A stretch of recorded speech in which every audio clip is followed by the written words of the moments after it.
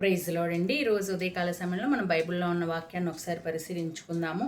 మత్తయి 9వ అధ్యాయం 20వ వచనం.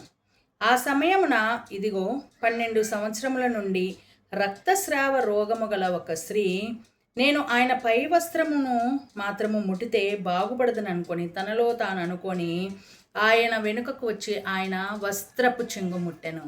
ఆమేన్. Praise the Lord. ఇక్కడ చూడండి, యేసు ప్రభుని ముట్టుకుంటే చాలు, ఆయన యొక్క వస్త్రాన్ని ముట్టుకుంటే చాలు, ఇన్ని సంవత్సరములుగా తనలో ఉన్నటువంటి ఆ రక్తస్రావము, స్త్రీలకు ఈ రక్తస్రావం అనేది చాలా భయంకరమైనటువంటి ఒక విధానం అన్నది కనిపిస్తూ ఉంటుంది.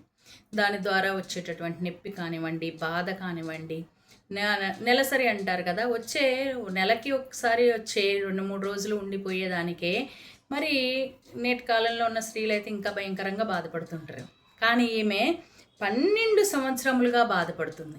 ఆ బాధకి నివారణ, నివృత్తి ఎక్కడ కలుగుతుందంటే ఆయన యొక్క వస్త్రపు చెంగుని ముట్టుకుంటే చాలు, నేను బాగుపడతానని ఆమె విశ్వసించింది. మరి అంత గొప్ప విశ్వాసంతో ఆమె ముట్టుకుంటే ఆమెకు స్వస్థత రాకుండా ఉంటుందా? దేవుడు ఇవ్వకుండా ఉంటారా? ఆమె స్వస్థత కలిగిందనమాట.